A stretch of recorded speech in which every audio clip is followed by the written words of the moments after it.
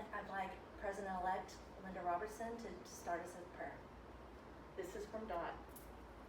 Good and gracious Lord, as we seek peace for all of us, we ask that you help us to recognize the importance of patience as we strive for understanding. Open our minds to clear thoughts and guide our hearts so that we may do all things according to your will. With grateful hearts for all your many blessings, we praise your precious name. Amen. And now we'll have the pledge.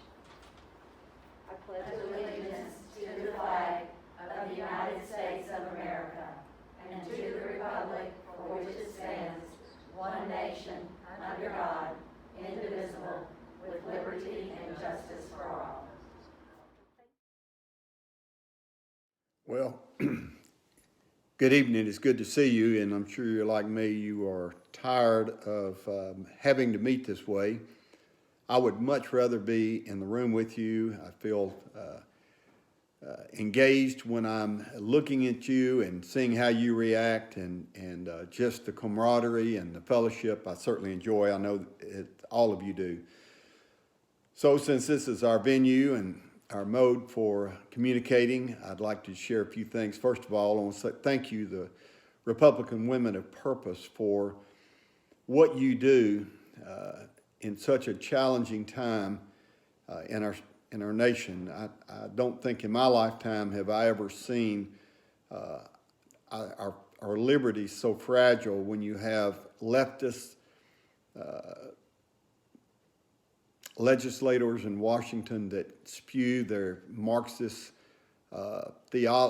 philosophy and wanting the anarchists that are wanting to destroy our way of life, removing our police force, immigration and custom enforcement, and any manner of law that we have, and destroying our civil society. So what you are doing by trying your best to elect conservative men and women to local, state, and certainly to national elections has never been more important. And I think our number one goal is to make sure we get Donald Trump back in the White House. So thank you again for what you're doing. I'd like to share just a little bit about what I've been able to do since you elected me a little less than 2 years ago.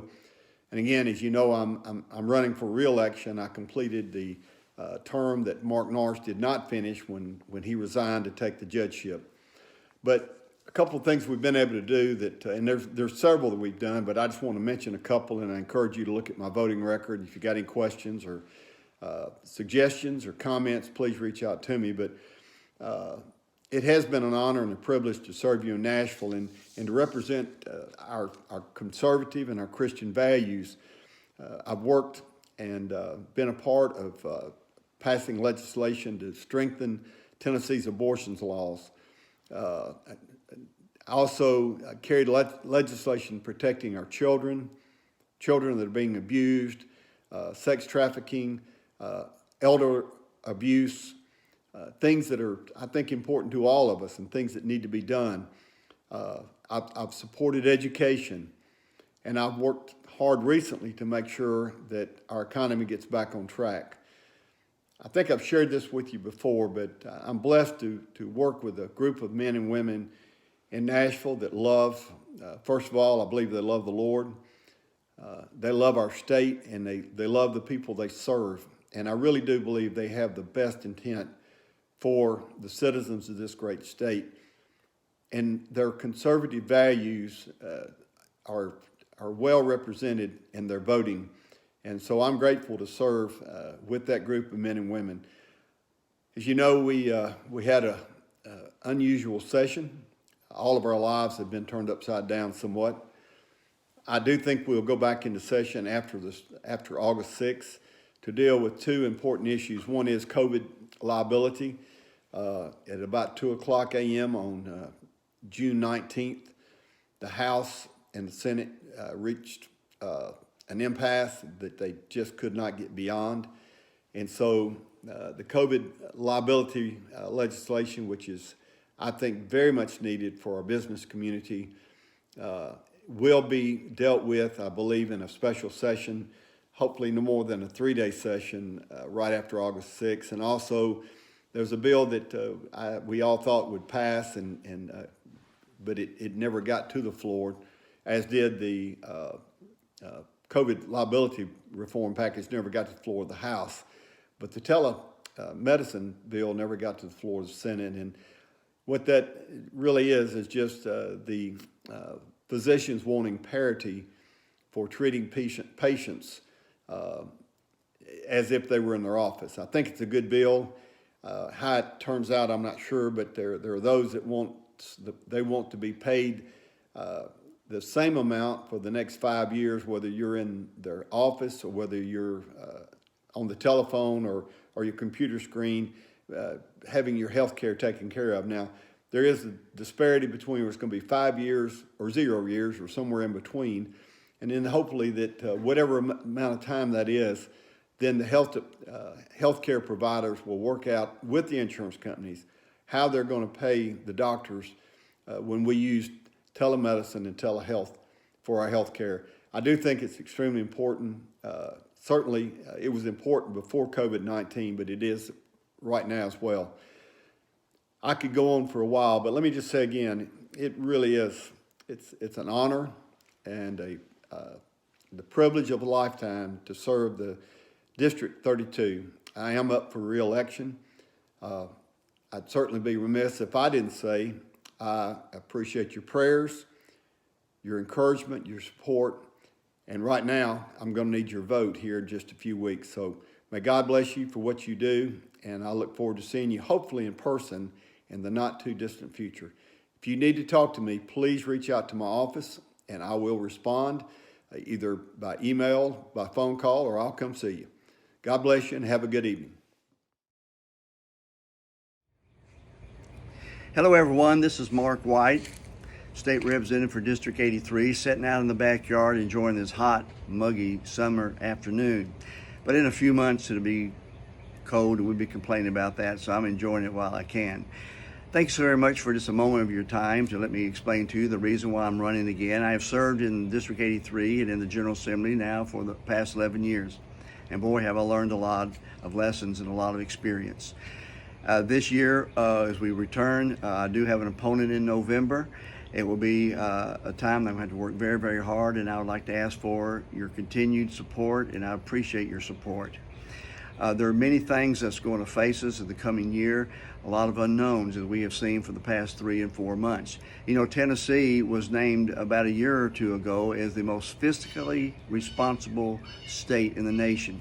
Now that bodes as well as the time when we come upon the economic downturn that we're in right now with the virus.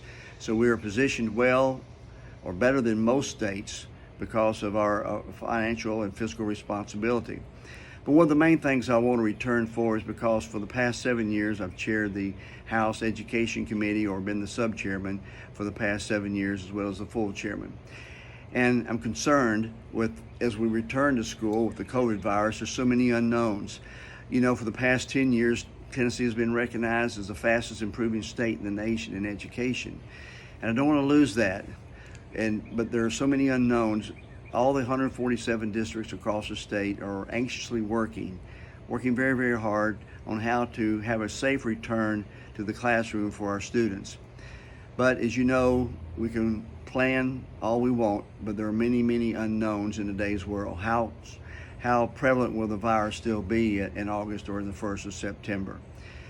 And so the experience that I've learned on the Education Committee for the past 7 years will bode well for our state as we go back in and we have to answer the unknowns. We can plan about the safe way, put all the health implementations in place, but still there's going to be unknowns. You know, how the teacher's going to deal, whether students cannot return to school. We had to go back to more virtual education when much of the state does not even have broadband. So there are a lot of issues that we're going to face. And so I'm willing to continue to work and to tackle those issues. And I just want to say thank you so very much. I'm always available if you have questions about education or about any other policies. A lot of our fellow residents have experienced unemployment. And so they've been calling our office, and we've been helping them with unemployment claims. Call us with anything. This is Mark White, candidate for District 83 State Representative. Thank you very much for your time.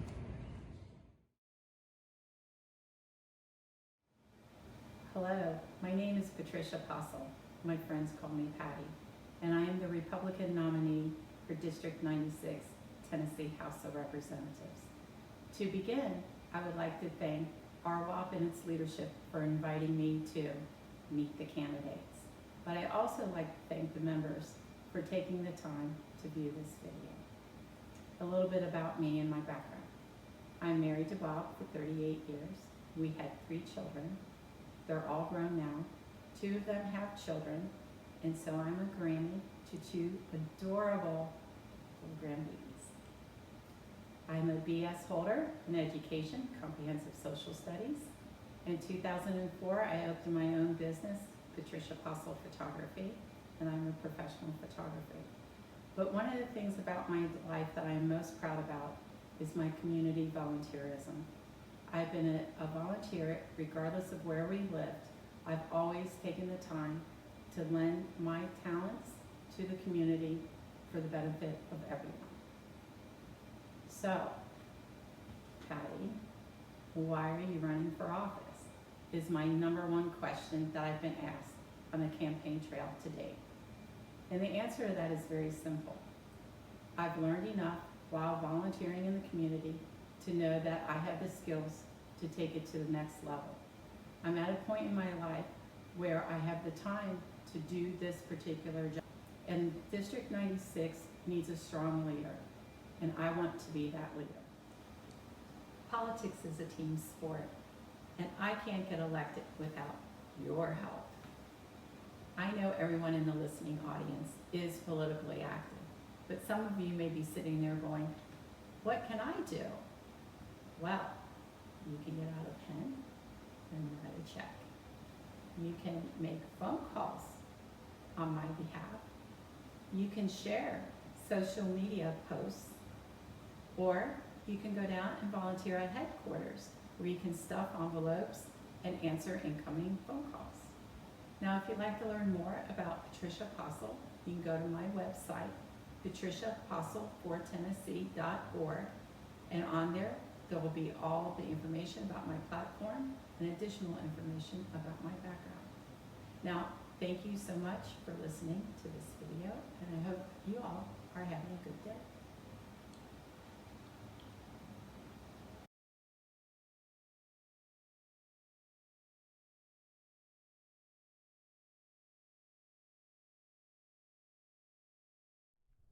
Hello RWOP, this is Lee Mills. Before I begin, I want to thank RWOP for all you've done for the Republican Party and Republican causes over the last 16 years.